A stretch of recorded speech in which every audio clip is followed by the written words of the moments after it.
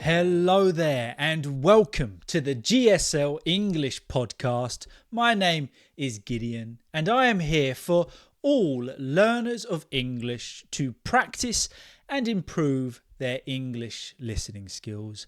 I like to present the English language in a relaxed and natural way. Thank you so much for joining me in today's episode, and we're going to talk about something really interesting today. We're going to read an article that I came across about 2 weeks ago, and I thought I have to share that on the podcast. Okay, we've got to talk about it because I found it really interesting, and that is the account of a woman quite aged in years that has never felt pain. Okay, she does not feel pain. So we're going to read that article together. And of course, afterwards, we're going to break it down, discuss it, isolate some new words and expressions that we can take away and start using in our own conversations and use of the English language. So before we get into it today, before we get started, as a reminder, if you have not subscribed to my channel or you are new here, please don't forget to subscribe. I post podcasts every week, as I say, just to immerse you in the English language in a nice and authentic way. And if you could be so kind, please don't forget to like this video or this episode on Spotify, and of course, leave a comment.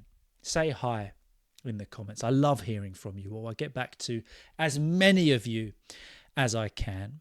And just as a side note, before we get into it, I promise we're going to start reading the article in a moment. As avid viewers and listeners will know, throughout August, I set the goal of posting 2 podcasts a week.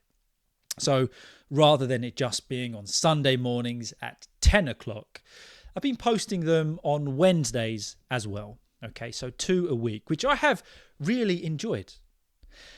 Now, if you would like, I'm going to try and keep this going. Okay, but if you feel that once a week is enough, then can you be honest and let me know? Okay, if you think, you know what, Gideon, once a week is enough. I don't need it more than that.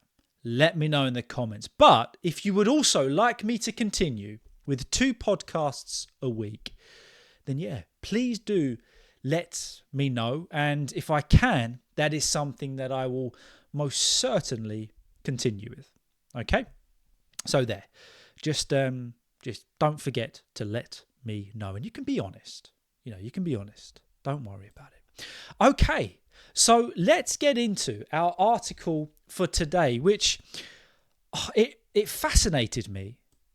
It really interested me because sometimes I think we go about our normal lives, don't we? We go about day-to-day business, just experiencing life in a relatively normal way, if we are lucky. We just go about life with a sense of normality. But this article kind of highlighted to me that is a luxury because some people go through such a different life, don't they? Maybe you are one of them, where life is very different for you. I don't like calling it normal and not normal, but what we would view as a standard form of life, some people's life is very different due to things that they are born with. And this article really highlighted that for me. So I hope you do enjoy it. I hope you come away with some new vocabulary and expressions. So what we are going to do is we're going to read the article in its entirety. Okay, and then afterwards we're going to break it down, chat about it, and isolate some of the vocabulary and expressions that we can start using. So now is your point. If you want to grab a cup of tea, some food, whatever, do it now. Pause the video. But as always, make sure you come back. Don't grab a cup of tea, get distracted by the TV, and then forget about good old Gideon. Okay, come back to me. All right.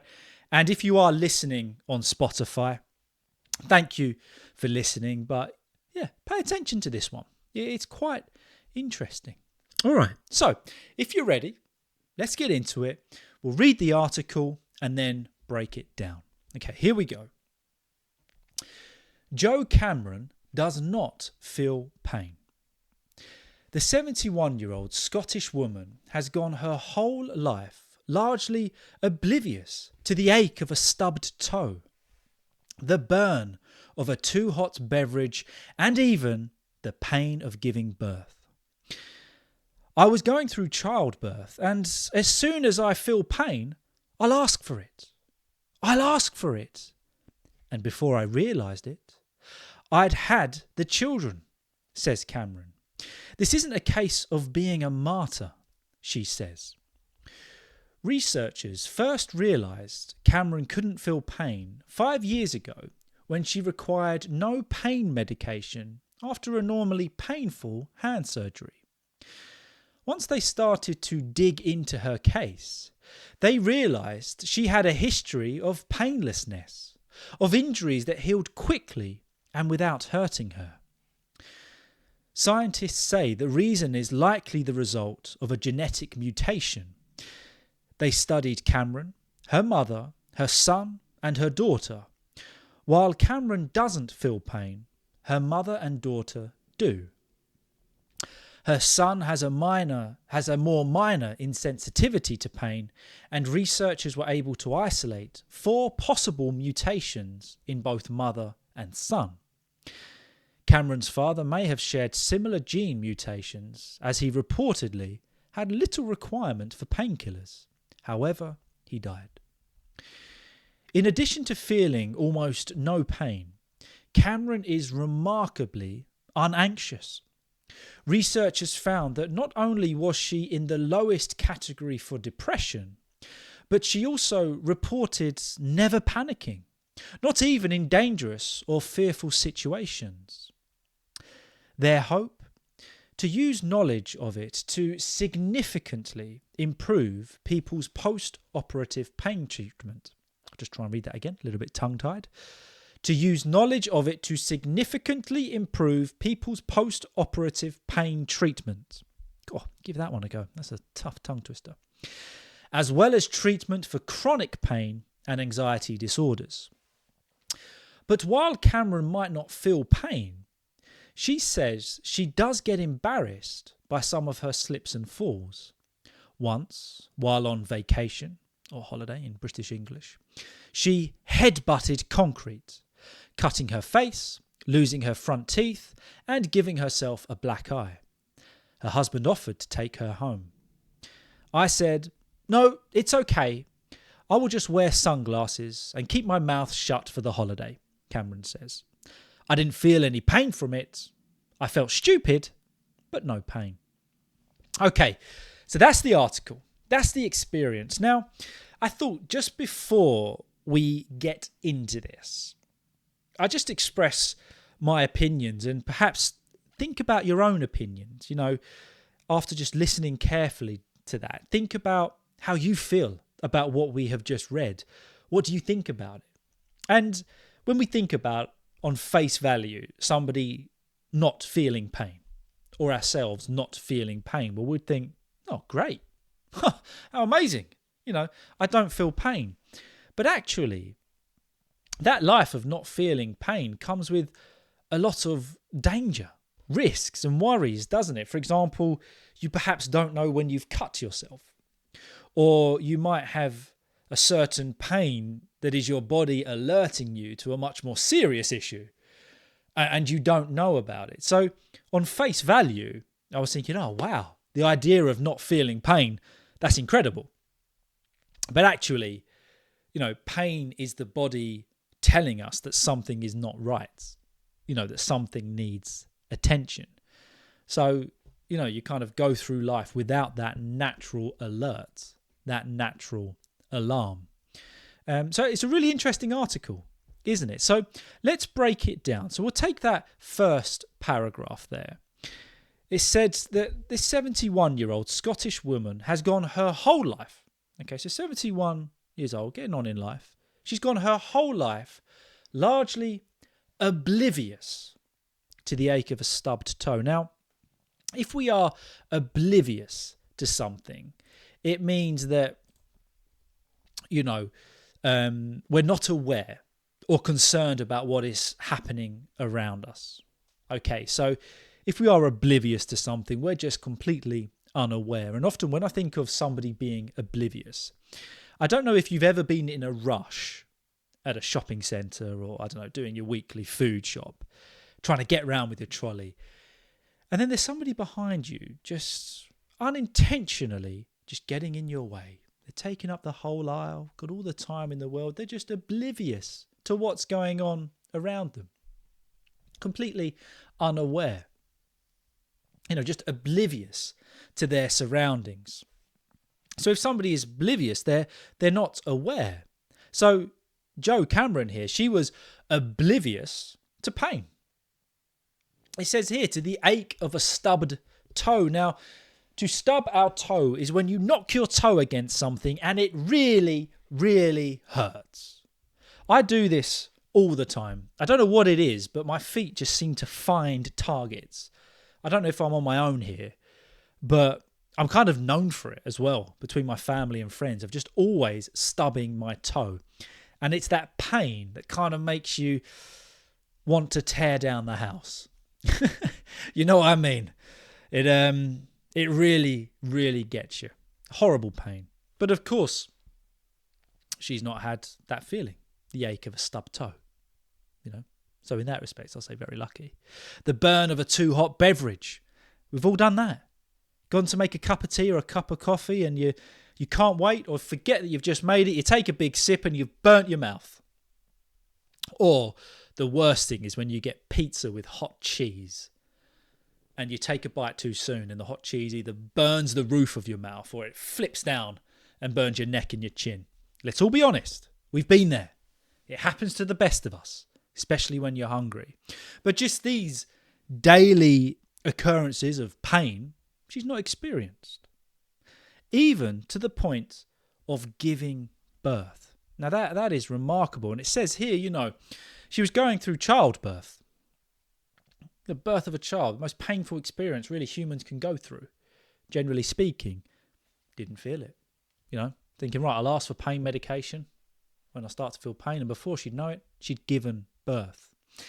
And that puts in perspective this level of not feeling pain. But what's interesting here is she uses this word martyr, which for some reason I didn't highlight in red. Silly me. But yeah, so she says, this isn't a case of being a martyr.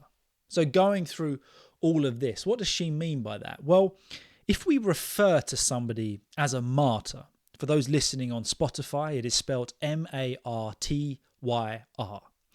If we refer to someone as a martyr, basically saying that we don't approve or we're highlighting the fact that they pretend to suffer or they exaggerate their suffering in order to get sympathy or praise from other people. So she's saying, I'm not saying this for attention. I'm not saying this to get your sympathy or, trying to get a reaction from you. It's just factual. It's just a reality. A martyr will make their situation sound worse or they'll highlight their terrible situation for the praise or the sympathy or the words that come with it. She's not doing that. She's not trying to be a martyr. She's just stating fact. Even to the point of childbirth, not feeling pain. So researchers first realised Cameron couldn't feel pain 5 years ago when she required no pain medication after a normally painful hand surgery. Okay, so she was going through a hand surgery for whatever reason, normally very painful. But she goes through it and needs absolutely no pain relief or pain medication, painkillers. So that highlighted the fact that there's something not right here. And it uses this phrasal verb to dig into her case. So once they started to dig into her case, if we think of digging a hole, if we keep on digging, we get deeper and deeper and deeper into that hole. So here it's talking about digging into Jo's case. Her case is her situation. What she is particularly going through. So once they started to dig into it, to look into that case in more and more detail, to get deeper and deeper into the reasons, to basically just to see what's going on, they realized that she had a history of painlessness. Painlessness. The feeling of no pain. Or she had injuries that healed quickly and without hurting her. So after they dug into it, as a little note with that phrasal verb, sometimes we can dig in to our food. Okay, so just a note, kind of a warning there that phrasal verbs can often be used in different contexts. Here we're talking about examining her case at a deeper level, in more detail, but we can also use that phrasal verb to talk about food. Perhaps the food is presented to you. Now, let's dig in. Let's dig into the food. But once they dug into her case, diving deeper, they realized that she had a whole history of this. But what caused it? Well, scientists should suggest that the reason is likely the result of a genetic mutation. Mutation is something changing and adapting. So a genetic mutation is a change in a sequence of your DNA. Now, your DNA sequence gives your cells the information they need to perform their functions. If part of your DNA sequence is in the wrong place, isn't complete, or is damaged, you might experience symptoms of a genetic condition. Okay, so our DNA sequence is in a certain way that it performs the functions we need to live. And of course, one of those being the fact that we feel pain. And that is our body telling us, something's not right, something's happened. We need to address this. It's the body's natural alarm. So for her genetic mutation has changed that DNA sequence. It's in the wrong place. Something isn't right. So that natural sequence that should be happening is not. It's a genetic mutation in her DNA. And talking about her family, the next paragraph went on to say that her son has a more minor... Actually, sorry, we'll just go back to the other paragraph. I jumped the gun there. To jump the gun, an idiom that means to go too soon. Jump the gun, I'm pretty sure it comes from racing, where they would shoot a gun and then you would go, like sprinting or marathon or something like that. If you jump the gun, you go before you should. So in that instance, I jumped the gun. I went too soon. So in this article, they studied Cameron, her mother, her son, and her daughter. So Cameron, that's Joe Cameron, the main person this article is about, doesn't feel pain, but her mother and daughter do. Okay? So in that sense, it is not passed from her mother and has not passed down to her daughter. However, now moving on to the next paragraph, it says that her son has a more minor insensitivity to pain. Insensitivity is a lack of response to a physical sensation. So he, ever so slightly, because it described it as minor, is insensitive towards pain. So, perhaps stubbing your toe, we'll go back to that example, would make me scream. For him, he'd feel the pain, but it wouldn't be as much. Insensitivity. And as a note, we sometimes use that term insensitive to somebody that doesn't react or feel emotion in the way that they perhaps should. They're insensitive. On the other hand, if somebody is sensitive, that they feel emotions, that they put themselves in other people's shoes. But if somebody is insensitive, they don't feel the pain of others. They don't feel the suffering or the emotions that come along with that for others. But in this case, her son was insensitive to pain. And researchers were able to isolate 4 possible mutations in both mother and son. It said, Cameron's father may have shared a similar gene mutation because, as it was reported, he had little requirement for painkillers. So painkillers are tablets that we take to kill the pain. Maybe paracetamol, ibuprofen or something like that. We call them painkillers.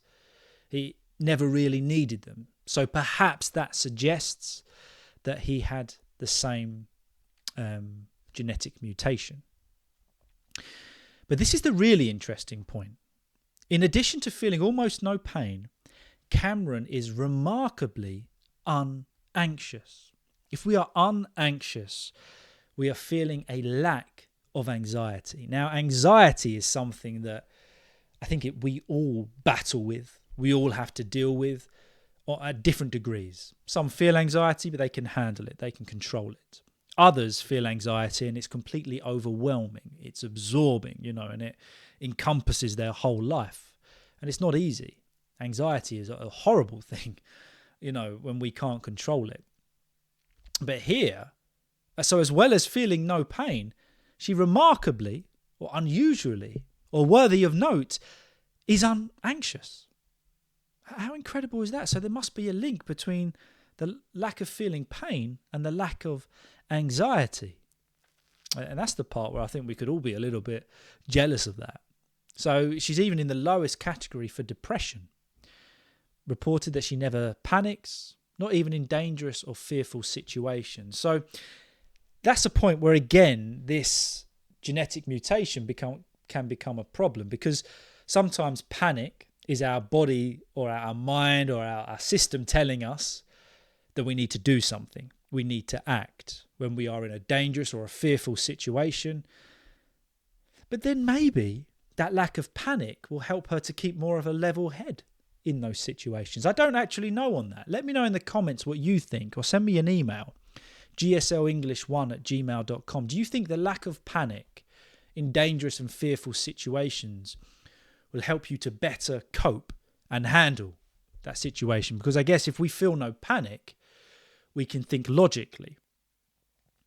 But on the other hand, would it mean that we don't identify the danger or the fearful situation? That's quite an interesting point, isn't it? But that lack of anxiety being linked to the feeling of no pain, I find that concept really, really interesting. So what's their hope with this study? Well, the hope is to use the knowledge they find to significantly improve, to a large degree, people's post-operative pain treatment. So after procedures, perhaps they can use her case to see what's going on, as well as treatment for chronic pain and anxiety disorders. If one is experiencing or someone else is experiencing chronic pain, it's not a one-off. It's pain that persists for a long time or on repeat. Some people suffer with chronic back pain, chronic anxiety, something that just doesn't go away. You're always battling it. So the hope from researchers is the idea of looking into her, studying her genetic mutation, I guess, or the DNA sequence, and seeing if there's a way that can be used for treatments post-operation, or those not just feeling anxiety, because that's a natural human feeling, but that have an anxiety disorder. Quite interesting. That would be an absolute breakthrough, wouldn't it?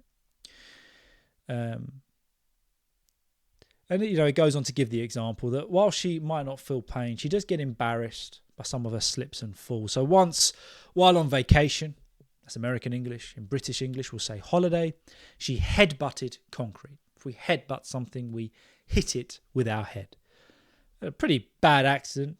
Cut her face, lost her front teeth, and gave herself a black eye. A black eye is when we've taken a knock or a hit to the eye, the surrounding area goes black and blue, doesn't it?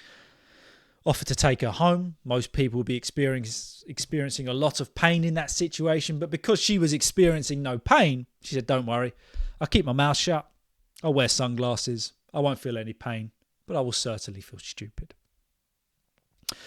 Very interesting article indeed. And that idea of not feeling pain really does interest me more to the element of, of course, there are situations where that will make life easier.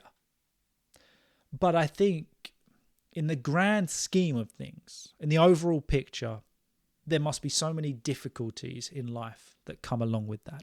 I don't know. Please express your opinions in the comments. Send me an email. What do you think about it? And let me know. So some interesting words we could take from that as well, to be oblivious, to be unaware, dig into, to look into something in more detail, to be insensitive, a lack of response to a physical or emotional sensation, chronic, persisting for a long time, significantly to a large degree. So my little advice to you is think about those new words, think about the article, express your own thoughts, your own opinions, and use it as an exercise to improve your English. So thank you so much for watching today and listening. I hope you found that article as interesting as I did. And this Sunday, if I've got my dates right, it's almost a year since I started YouTubing and doing podcasts. So we might have a bit of a celebratory episode. I'm not sure yet, or maybe that'll be next week, but I'll find out. Okay, guys, have a great week. Don't forget, learning English, enjoy it. It takes time. We never stop learning. Just relax. Read things you like. Listen to things you like. Find ways to have fun with it and just be consistent and you'll get there. We're all on this journey together. Okay, have a great week, guys, and I'll see you very soon. Bye-bye.